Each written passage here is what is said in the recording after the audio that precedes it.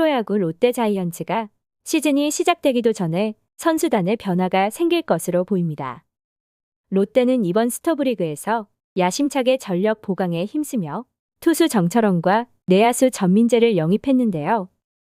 물론 아직 꽃을 피지 못한 김민석을 내준 것이 아쉽기는 하지만 지난해 무너진 불펜을 생각하면 투수 정철원 영입은 김태형 감독의 마운드 운용에 확실한 힘이 되어줬습니다. 그럼에도 아직 부족했던 것일까요? 최근 야구 관련 커뮤니티 등에서는 스프링 캠프에서 부상으로 조기 귀국한 투수 최준용 트레이드에 대한 이야기가 나오고 있는데요. 물론 언제나 있는 스토브리그에서 야구 팬들의 재미난 이야기거리지만 현실이 된 경우가 많기에 상황은 조금 더 지켜봐야 할 것 같습니다. 최준용은 대만에서 열린 1차 스프링 캠프 도중 조기 귀국하며 김태형 감독이 꿈꾸던 최강 불펜의 꿈을 잠시 접게 했습니다. 오른쪽 팔꿈치, 인대 미세 손상으로 최대 3주 정도의 재활치료가 필요하다는 소견이며 다행인 건 지난해 오른쪽 어깨 수술과는 상관이 없는 부위로 알려졌습니다.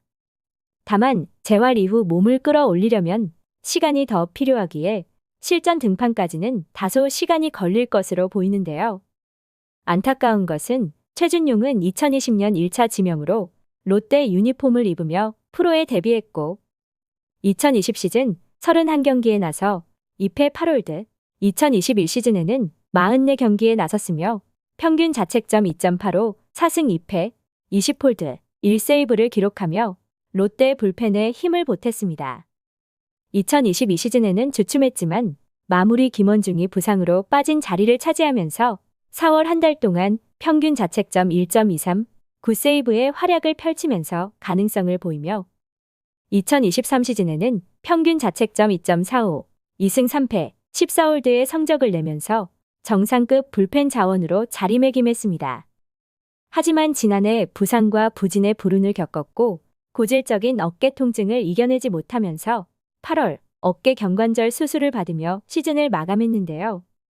수술로 인해 시즌을 마감한 것이 아쉬웠기에 올 시즌을 준비하는 최준용에게는 절치부심한 모습이었고 스프링 캠프 선발대에 합류하면서 어깨 통증이 더 이상 발생하지 않아 고무적인 모습이었지만 이번에는 다른 부위에 부상이 오면서 안타까운 모습입니다. 이러한 상황에 트레이드에 대한 이야기가 나오면서 야구 팬들 역시 의아하다는 반응으로 한편에서는 정철원 트레이드가 신의 한 수가 됐다는 이야기까지 나오고 있는데요. 특히 롯데는 우승 청부사 김태형 감독을 선임하면서 일명 취임 선물이 없었기에 올스토브리그에서는 확실한 취임 선물이 있지 않을까 기대를 걸기도 했습니다. 하지만 FA 시장에서 롯데는 통큰 선택을 할 수 없었고 결국 두산 베어스와의 트레이드를 통해 김태형 감독의 마운드 운용에 힘을 보탰는데요. 어쩌면 지난해 불펜진이 무너지는 상황을 대비한 트레이드라는 생각도 들지만 한편으로는 유리 몸인 선수들을 대비한 것이라는 생각도 들고 있습니다.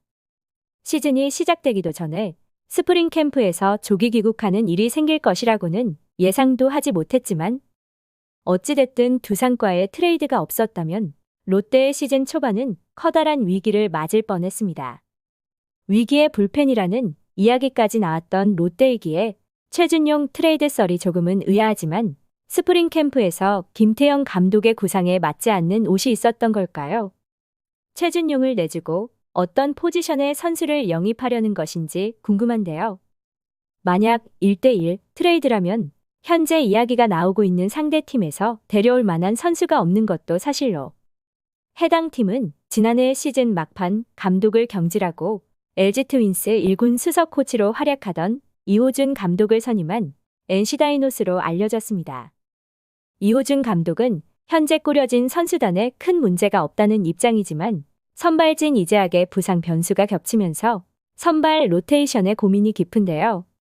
이러한 상황에 최준용 트레이드가 성사될 수 있을지 지켜볼 일입니다. 시청해주셔서 감사합니다.